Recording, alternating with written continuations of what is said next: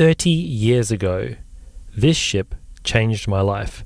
This is the QE2, and it was my first time ever seeing the QE2. QE2 was the Titanic of her day, by far the most famous passenger ship in service. In the 1990s, the word QE2 meant luxury, elegance, and transatlantic travel. The ship had an air of sophistication and wonder about it that doesn't really exist in modern-day cruising. Probably the closest you can come today is the Queen Mary 2, which is of course QE2's very worthy successor. As a child, I became fascinated by ocean liners after reading a book about the Titanic, but it was seeing the QE2 for the first time that really anchored my love of ocean liners and passenger ships and changed my life forever, because from this moment onwards, all I ever wanted to do was write about and talk about passenger ships. We boarded the QE2 in Auckland in 1995 on the Golden Route World Cruise. The ship had just completed its 1994 refurbishment. The cruise was short. It went from Auckland to Lyttelton and then onwards to Sydney. But in those 5 nights on board this ship, I became hooked on the history and heritage of both the Cunard line and of course the iconic Cunard Queens. QE2 was a living member of that family, a ship that continued that tradition, and at the time, she was the last of the great transatlantic liners. No one ever thought there was going to be anything that would replace her, or in fact that there would ever be another ocean liner at the time. Thank goodness for Queen Mary 2. I remember standing on the dockside looking up at the ship and wondering what it was like inside. I'd seen all the pictures in the brochures, but it was nothing like seeing it in person. We boarded the ship and there was a sense of awe about it. The ship had an atmosphere, an ambience, almost a soul. And even as a child, I could pick up on that. I could feel this energy about this ship.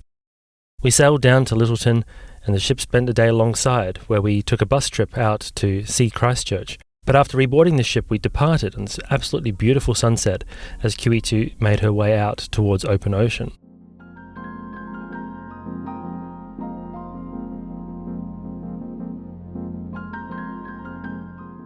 Interior-wise, the ship had just been refurbished. She'd just been given her big, multi-million-pound Project Lifestyle refit, and so she kind of felt new in many places. The crew on board were also getting used to their new interior, and the QE2 had a sense of progress about her. She was going to last into the 21st century.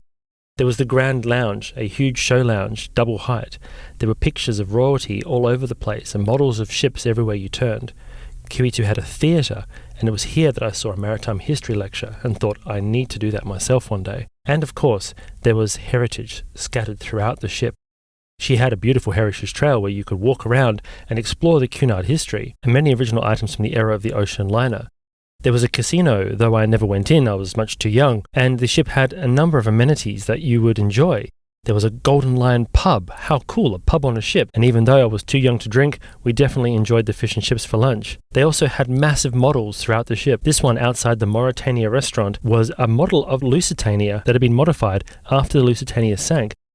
Inside the restaurants, it was like going into the great ocean liners of days gone by. So many tables, knives, forks, linen, cutlery, everything perfect. And the ship, as she moved through the ocean, made everything rattle a little bit. So you knew that you were in motion, you were at sea, you were on board an ocean liner.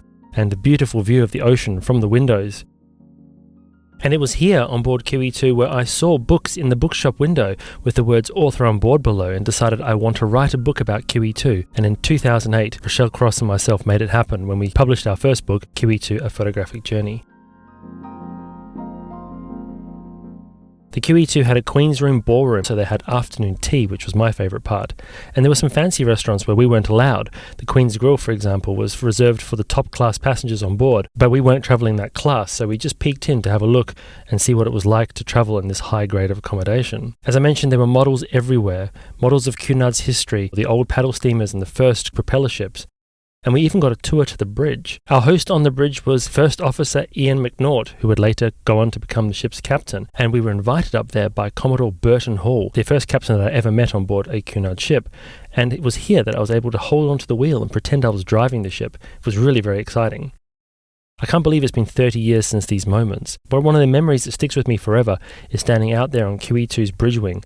Ian McNaught was nearby talking to some other guests, and we had a look over the bow and could see the ship ploughing her way towards Sydney. QE2 seemed so big, so oversized. She's small by today's standards, but the ship at the time was one of the largest passenger ships in service. She seemed powerful, and she was in fact the fastest passenger ship operating at the time. And you could really feel it. The ship made her way from port to port really quickly. You could feel that there was a sense of purpose about her design. The open-air bridge wings allowed you to feel the wind in your hair. You felt like there was a sense of maritime nostalgia about it, even though you were on a a modern-day passenger ship's bridge. We also checked out the Coronia restaurant, which was later renamed Mauritania, and there's more models here. As you can imagine, this whole area had just been refurbished during the Project Lifestyle refit. QE2 even had a branch of Harrods on board, located on one deck, just near our cabin. And in the Lido, there was almost an endless supply of food. There was a midnight buffet, though I was too young to attend most of them. People could eat all hours of the day or night. QE2 had these amazing breakfasts. You could go through and order all different types of food from the buffet, and they would cook you eggs fresh to order. They'd remember your favorite orders. And I remember that the crew used to always ask me if I needed anything else and help by carrying things down to our table. And of course, afternoon tea, as I mentioned before. This was a grand tradition. Cakes and sandwiches and scones served with the harpist playing. This just sense of elegance, this moment of looking back to a bygone era. It felt like the ship was alive, it was buzzing, and there was a real feeling of camaraderie and enjoyment by passengers and crew. And the crew were really personable. I also remember the passenger talent show, where the cruise director introduced different people up onto the stage and they did a dance or sung a song trying to win the talent show prize. And it filled the house up, as you can see here. People wanted to watch this passenger talent show and see what the passengers came up with. But one of my favourite spots on board the ship, even as a child, was standing up on the open decks and watching QE2 as she made her way through the ocean. It was the sense of being at sea that really stuck with me. And then, when we arrived into Sydney, early in the morning on the 10th of February, we sailed in quietly through Sydney Heads and then made our way up towards the Sydney city and docked near the Harbour Bridge. I remember thinking at the time, this was a once-in-a-lifetime experience. I'm so grateful that I got the opportunity to do many more cruises and voyages on board QE2, and this ship, like no other, changed my life. 30 years ago, my first sight of this ship set me on this path that we're on today. And I'd like to say a huge thank you to all of you for coming on this journey with us. We've just reached 36,000 subscribers and 12 million video views. And I think it's quite fitting that that coincides with the same week where I celebrate 30 years of cruising, which all started on the QE2. Thanks once again for watching. I hope you enjoyed this little video. And until next time, I hope to see you on board.